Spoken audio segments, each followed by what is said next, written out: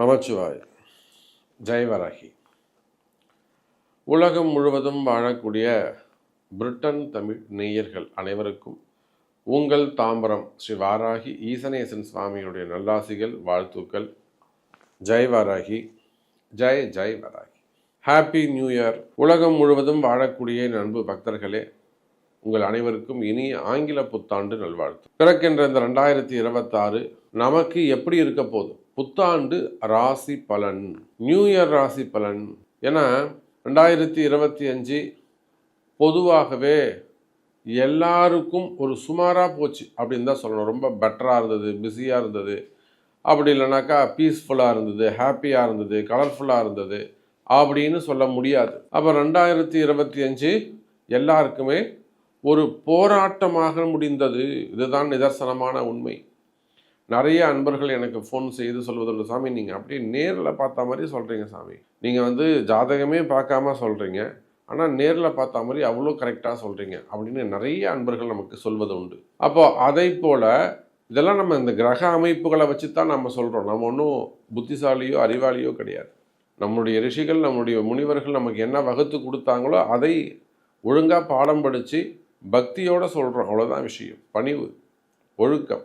அப்போ இந்த 2025 பொதுவாகவே பிரபஞ்சத்திற்கு, இந்த உலகத்திற்கு, ஏன்னா நிறைய யுத்தம் நடந்தது. இஸ்ரேல் போராகட்டும், அல்லது ஹமாஸ் போராகட்டும், உக்ரைன் ரஷ்யா போராகட்டும், நிறைய யுத்தங்கள் நடந்துக்கிட்டு இருக்கு ஒரு பக்கம். அப்போது 2025 சுமாராக தான் போச்சு. ஒன்றும் பெருசாக பீஸ்ஃபுல்லாக அமைதியாக இல்லை. அட்லீஸ்ட் பிறக்கின்ற இந்த 2026 சிறப்பாக இருக்குமா அப்படின்னு கேட்பீர்களே. ஆனால் நிச்சயமாக எனதருமை அன்பு உலகம் முழுவதும் வாழக்கூடிய நண்பு பக்தர்களை, பிறக்கின்ற இந்த 2026 சிறப்பாக இருக்கும், சூப்பராக இருக்கும். எதை அடிப்படையாக வச்சு சொல்கிறோம்? இந்த 2026 3 விதமான கிரக பெயர்ச்சிகள் உள்ளன. ஒன்று சனி பெயர்ச்சி, இன்னொன்று குரு பெயர்ச்சி, இன்னொன்று ராகு கேது பெயர்ச்சி. சனி பெயர்ச்சி தான் நடந்துட்டே சாமி. ஆமாம், நாம் சொல்கிறது முக்கியமான சனி பெயர்ச்சி திருநள்ளாறு சனி பெயர்ச்சி. வாக்கிய பஞ்சாங்கத்தின் படி திருநள்ளாறு சனி பெயர்ச்சி நடக்குது. மீன ராசிக்கு இனிமேல் தான் ஜென்ம சனி ஆரம்பம். மகர ராசிக்கு கம்ப்ளீட்டாக கிளியர் ஆக போகுது. அப்போ அதே போல் குரு பெயர்ச்சி. இந்த வருஷம் பிறக்கக்கூடிய குழந்தைகள் 2026 எத்தனை குழந்தைகள் பிறக்குதோ அத்தனை குழந்தைகளுக்கும் அற்புதமான ஜாதகம் அமைய போகுது.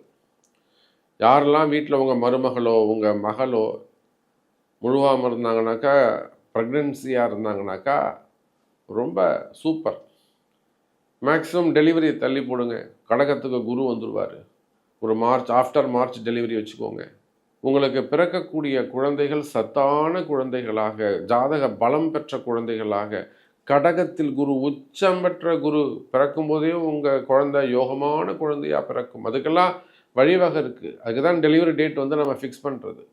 அப்போ இந்த 2026 குரு உச்சம், 12 ஆண்டுகளுக்கு பிறகு குரு உச்சம் அடைகிறார். ராகு கேதுக்கள் பகை வீட்டிலேருந்து நட்பு வீட்டுக்கு போகிறாங்க.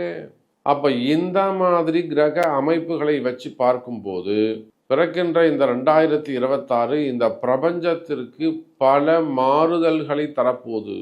பல மாற்றங்கள் நிகழப்போகுது. எதிர்பார்க்காத சில மாற்றங்கள், அரசியல் மாற்றங்கள், வாழ்வியல் மாற்றங்கள், வாழ்க்கையில் நல்ல முன்னேற்றம், வருமானம். ஏன்னா சனி பகவான் குரு பகவானுடைய வீட்டுக்கு போகிறாரு. ஃபண்டு ரொட்டேஷன்ஸ் ஆகும். பிளாக் மணி எல்லாம் வெளியில் வருவதற்கான வாய்ப்புகள் உண்டு. பிளாக் மணி பூரா வெளியில் ரொட்டேஷனுக்கு வருவதற்கான வாய்ப்புகள் உண்டு. அதோடு மட்டுமல்ல, ஃபண்டு ஃப்ளோ சிறப்பாக இருக்கும். பணப்பற்றாக்குறை குறையும், பண தட்டுப்பாடுகள் குறையும். ஃபண்டு ஃப்ளோ, ஏன்னா சனி குரு சேர்ந்துட்டாலே அது ஒரு நல்ல ஃபண்டு ஃப்ளோ இருக்கும். அது யாருக்குமே தெரியறதில்லை. அப்போ நம்ம இப்படியெல்லாம் வச்சு பார்க்கின்ற பொழுது பிறக்கின்ற இந்த 2026 அனைவருக்குமே, இந்த பூமிக்குமே கூட ஒரு சிறப்பான முறையில் இருக்க போகுது. இப்போது 12 ராசிக்கும் ஸ்பெசிஃபிக்காக ஒவ்வொரு ராசிக்கும் அல்லது உங்களுக்கு இந்த 2026 எப்படி இருக்குன்னு பார்த்து விடலாம். வாருங்கள். அன்பார்ந்த மிதுன ராசி அன்பர்களே, சிறப்பான கால நேரம், அற்புதமான கால நேரம். ஏன் நான் இதை சொல்கிறேன்னா, மிதுன ராசிக்கு ராசியில் இருக்கக்கூடிய குரு பகவான் வெளியில் போயிட்டு தனஸ்தானத்தில் 7 10 2ஆம் இடத்தில் முழு பாவியாகி உச்சம் பெறுகிறான். 7 10 குரு மிதுன லக்னத்திற்கு முழு பாவியாக இருக்கிறார். அந்த முழு பாவியாக இருக்கக்கூடிய குரு பகவான் 2ஆம் இடத்தில் தனஸ்தானத்தில் உச்சம் பெறுகிறார். மிதுன ராசி அன்பர்களே, ஏன்னா இந்த மிதுன ராசியில தான் மிகப்பெரிய அரசியல் தலைவர்கள் இருக்கிறார்கள். புனர்பூச நட்சத்திரம், புரியுதா யாருன்னு? அரசியல் தலைவர்கள் இருக்கிறாங்க. ரொம்ப போராட்டமானதாக இருக்கும். ஆனால் எப்படியோ ஒரு சீட்டு கிடைச்சிடும், எப்படியும் உங்களுக்கான பதவிகள் கிடைப்பதற்கு வாய்ப்புகள் உண்டு. பொதுவாகவே மிதுன ராசிக்கு பதவிகள் கிடைக்கும், நல்ல போஸ்டிங்ஸ் கிடைப்பதற்கான வாய்ப்புகள் உண்டு எனதருமை மிதுன ராசி அன்பர்களே. அப்போது 7 10 குரு பகவான் மிதுன ராசியிலிருந்து குரு வெளியில் போனாலே மிதுன ராசி சிறப்பாக இருப்பாங்க. ஜென்ம குரு வனவாசத்துக்கு சமம். ஏன் இவ்வளோ சோதனைகள் வருகுதுங்க சாமி?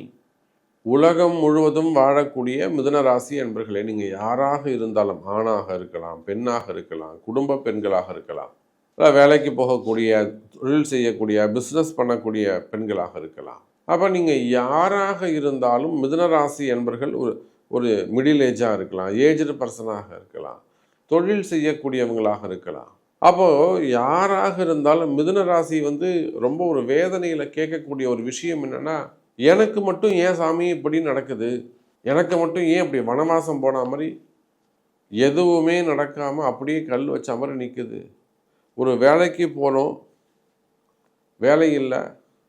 நான் கிட்டத்தட்ட ஒரு 16 இன்டர்வியூக்கு மேலே அட்டன் பண்ணி 16 இடத்துல ஹோல்டில் வச்சுருக்காங்க. வேணான்னு சொல்லிடல, பிடிச்சி போச்சு, எல்லாமே செலக்ட் ஆகிட்டீங்க, இப்போதைக்கு அந்த போஸ்டிங்கை ஹோல்டில் வச்சுருக்கோம் சொல்கிறாங்கிறத நாசுக்காக சொல்கிறாங்க, நாகரிகமாக சொல்கிறாங்க. இந்த மாதிரி 16 இடத்துல நம்முடைய மிதுனராசி அன்பர் அவர்கள் என்ன பண்ணுறாங்க, வெளிநாட்டில் இருக்கிறாங்க, நான் ஹோல்டில் வச்சுருக்கேன். 16 கம்பெனியில் ஹோல்டில் வச்சுருக்காங்க. ஜாயினிங் லெட்டர் தரல, வெறுத்து போயிட்டார். என்ன சார் இது, ஒரு இடத்துல கூட இன்னொரு இடத்துல கொடுக்கணும் இல்லையா சாமி? இப்படியா ஒரு கால நேரம் இருக்குது, எனக்கு மட்டும் ஏன் சாமி இப்படி நடக்குது? அப்போ இதை போல ஒவ்வொரு மிதுன ராசி அன்பர்களும் பிஸ்னஸ் செய்யக்கூடியவங்களாக இருக்கலாம், குடும்ப பெண்களாக இருக்கலாம், வேலைக்கு செல்லக்கூடிய என் அன்பு தெய்வங்களாக இருக்கலாம், அல்லது கடைகள் வச்சு நடத்தக்கூடியவங்க, ஸ்மால் ஸ்கேல் இண்டஸ்ட்ரி, சின்ன சின்ன பிஸ்னஸ் பண்ணக்கூடியவர்கள், ரொட்டேஷன் செய்யக்கூடியவங்க, ஃபினான்ஸ் பிஸ்னஸ் பண்ணக்கூடியவங்க, பேங்க் செக்டரில் ஒர்க் பண்ணக்கூடியவங்க, கவர்மெண்ட் ஜாப் பண்ணக்கூடியவங்க, அதே போல் கலைத்துறை, சினிமா துறை, கலைத்துறையை சார்ந்தவர்கள், அரசியல் நண்பர்கள், மீடியா துறையை சார்ந்தவங்க, மீடியா துறையில் இருக்கக்கூடியவர்கள், ஆன்மீக பெரியோர்கள், மடாதிபதிகள், அப்போ யாராக இருந்தாலும் சரிதான்.